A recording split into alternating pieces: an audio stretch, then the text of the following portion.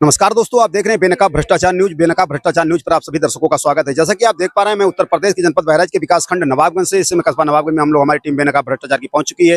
जैसा कि आप हमारी इस लाइव में देखेंगे, आज पीस कमेटी की, जो पीस पार्टी की जो बैठक है, वो बैठक चौपाल के माध्यम से यहाँ पर आयोजित हुई है। और डॉक्टर मोहम्मद अयूब साहब, जो कि एक सर्जन भी हैं, उनकी खुद की पार्टी है, वो एक राष्ट्रीय अध्यक्ष भी हैं इस पद के, और उनकी जुबानी सुनने के लिए 2027 के चुनाव की रणनीति के लिए आज वहां ने दर्शकों को सभी को इकट्ठा किया है। इकट्ठा करने के बाद आज अपनी बात उन्होंने जनता के सामने रखी है।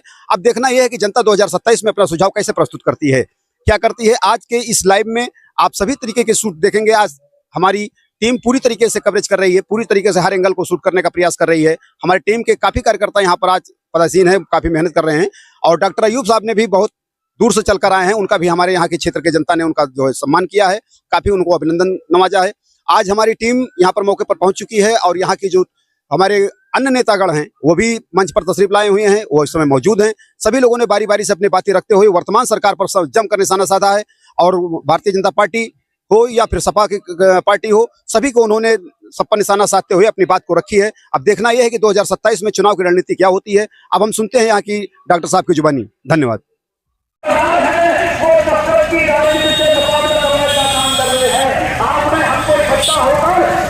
पार्टी को ताकत दे देनी है।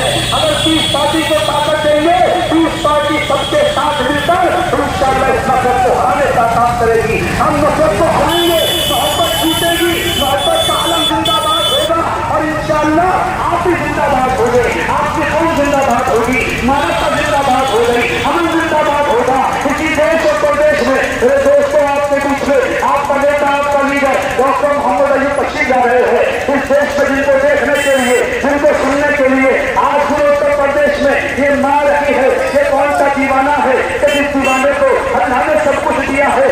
डॉक्टर अयूब जिंदाबाद, पीस पार्टी जिंदाबाद, डॉक्टर अयूब जिंदाबाद, डॉक्टर अयूब संघर्ष करो, मोदी जिंदाबाद, डॉक्टर अयूब जिंदाबाद, पीस पार्टी जिंदाबाद, डॉक्टर अयूब जिंदाबाद।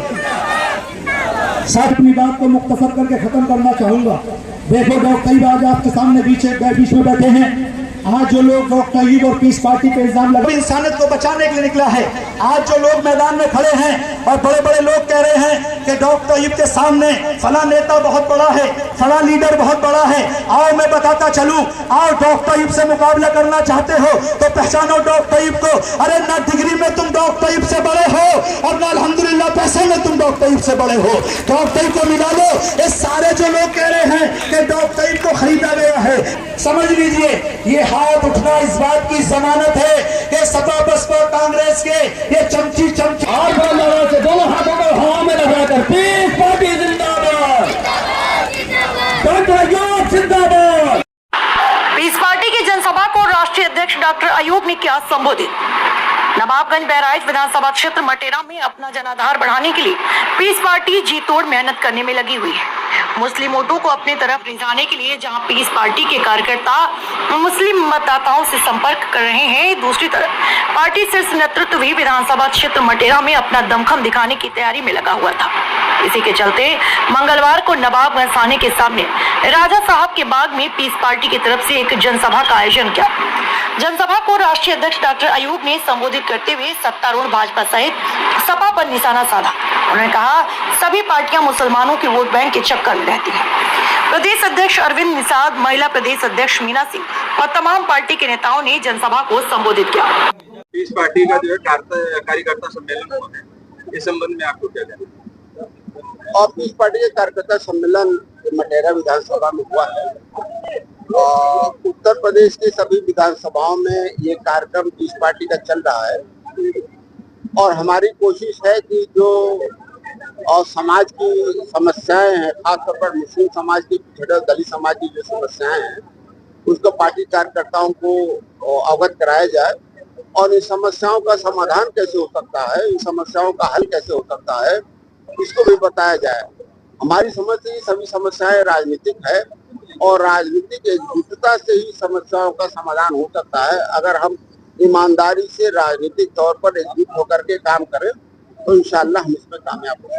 आने वाले विधानसभा 2027 चुनाव को लेकर विधानसभा क्षेत्र वासियों को क्या कहना चाहते हैं? हम विधानसभा वासियों से कहना चाहते हैं कि आपने आज तक सभी दलों को देखा है, सभी दलों ने चाहे जो भी नारा दिया हो, चाहे हिंदुत्व का नारा दिया हो, पिछड़े का नारा दिया हो, चाहे समाजवाद का नारा दिया हो, बहुजन का नारा दिया हो, सेकुलर का नारा दिया हो, वो सभी सब जितने भी नारे दिए हैं वो नारे के नारे रह गए हैं।